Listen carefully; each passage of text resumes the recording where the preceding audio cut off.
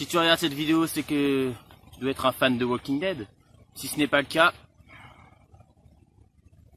ma brave et belle Lucille aura encore quelque chose à accomplir. Et ce sera terrible. On en est à quel épisode? Le premier de la saison 9. Oh, ça avance bien. Ah. Il avait ceci. Donc c'est que tu dois être un fan de Walking Dead si t'as la hache de Rick. Ou sinon, t'es vite foutu mon gars.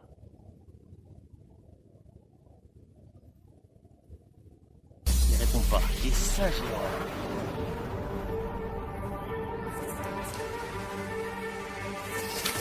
Viens là.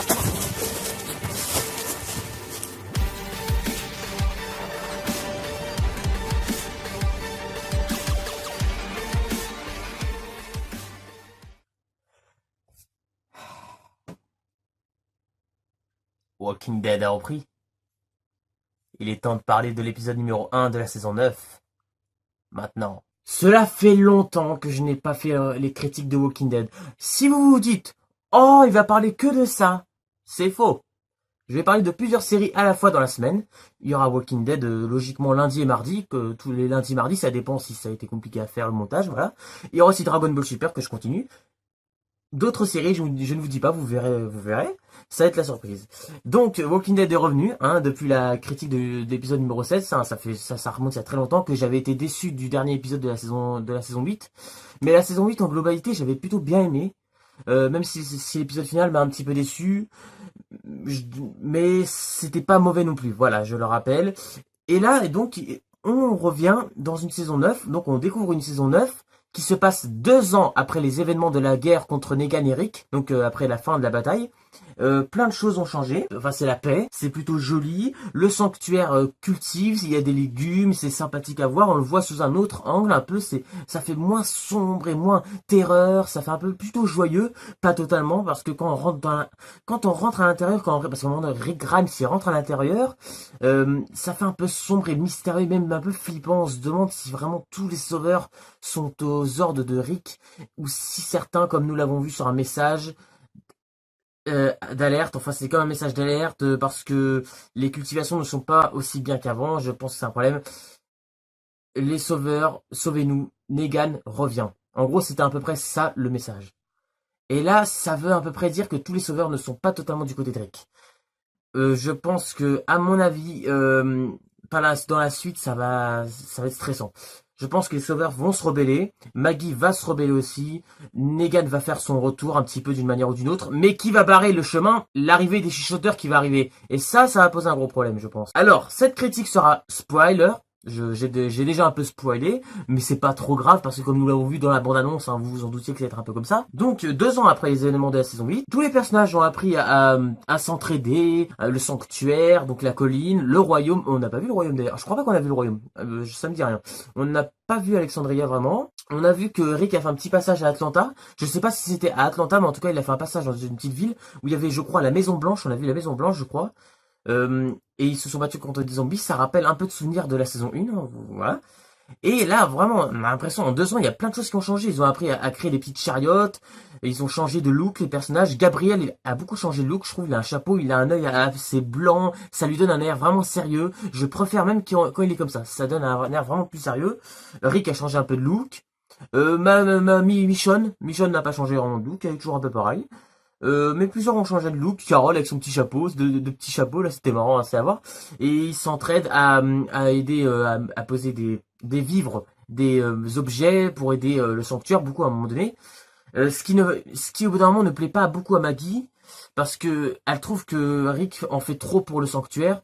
C'est-à-dire que maintenant elle voudrait en gros que le sanctuaire aussi aide les autres. Parce que si toujours on leur livre des choses et que les autres font pas grand chose en retour, pour elle en gros c'est de l'égoïsme, surtout que voilà Maggie évite d'aller à Alexandria parce qu'on sait qui se cache là-haut, mon personnage favori, Negan, et vu que Maggie, à Glenn, Negan, vous comprenez ce que je veux dire, voilà, bref, voilà.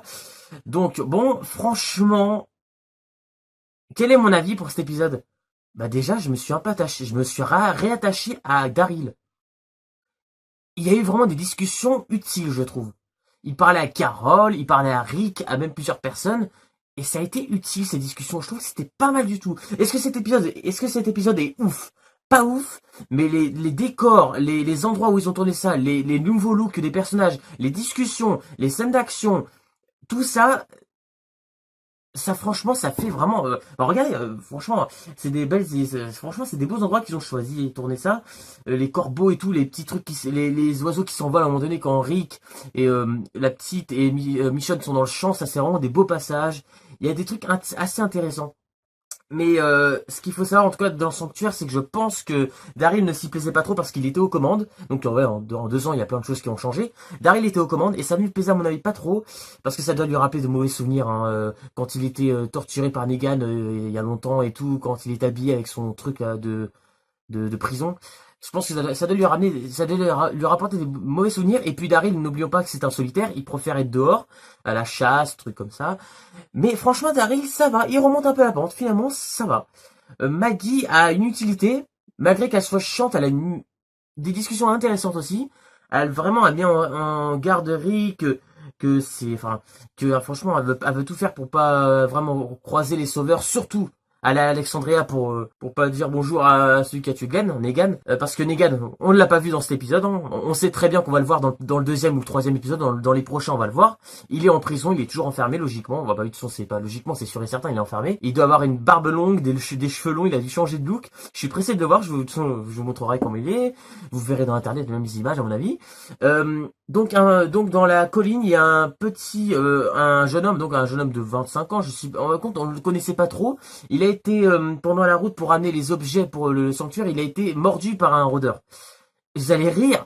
Ce jeune, je sais même plus c'est quoi son nom, on ne l'avait presque pas vu, et quand il est mort, ça m'a fait un peu pleurer. Je pense que c'est l'émotion, le temps que ça dure, Maggie qui est avec lui, qui le soutient jusqu'au dernier moment, et ouais, il est mort, hein. C'est un peu triste. Certes, c'est loin d'être la mort la plus triste, hein. Je peux vous en donner plein des morts tristes, hein. Mais ça m'a fait quand même un peu pleurer, je sais pas pourquoi, l'air de rien. Donc, les parents donc du jeune homme, qui sont à la colline, sont pas d'accord avec les règles de Maggie, parce qu'elle trouve que tous ceux qui sont à la colline, c'est-à-dire les plus faibles, c'est toujours eux qui se font atteindre, qui se font tuer, alors que Rick, ses amis, enfin les principaux en gros, n'ont jamais beaucoup de soucis. Elle trouve pas ça normal, la mère, bon, on peut la comprendre, elle a perdu un fils. Et après donc le père du fils, à un moment donné, il parle avec Grégory qui est toujours là, et voilà, ils vont se parler, et en gros Grégory va faire en sorte de remonter un peu la pente, c'est-à-dire reprendre son ancien rôle de chef qu'il avait auparavant donc à la colline. Et ouais, il va se faire avoir, hein, parce que la nuit, le père du gamin a essayé de tuer Maggie. Donc Grégory a inventé une ruse, il a dit "Oh, je crois que la tombe de Glenn a été déterrée." Donc elle a été voir, c'était un piège, il y avait quelqu'un qui voulait tuer Maggie, c'était le père du gamin, et il a pas réussi. On aurait cru que le mec il était limite un peu bourré, je sais pas, un peu bizarre. Il était un peu bizarre. Et c'est là que vraiment on a vu le vrai visage de Grégory, mais à la fois Maggie a quand même un côté chiant, parce qu'elle décide trop des choses qui ne sont pas tout le temps vraiment positives, on va dire. Des fois elle prend des décisions, c'est-à-dire elle a du mal un peu à se décrocher du passé. Elle a réussi à aller vers l'avenir un petit peu, mais elle n'oublie pas le fait que voilà, il y a Negan encore qui est en vie, et je pense qu'elle va vraiment tenter comme nous l'avons vu. J'espère que Jésus ne va pas faire autant de conneries parce que le mettre en rôle de méchant, ça lui va pas vraiment. Daryl, on ne sait toujours pas trop aussi par rapport à lui. On sait qu'il aime pas vraiment, il aime pas Negan, ouais, faut clair de dire. Maggie n'aime pas Negan. Rick, on va pas dire que c'est la grande fête avec Negan non plus.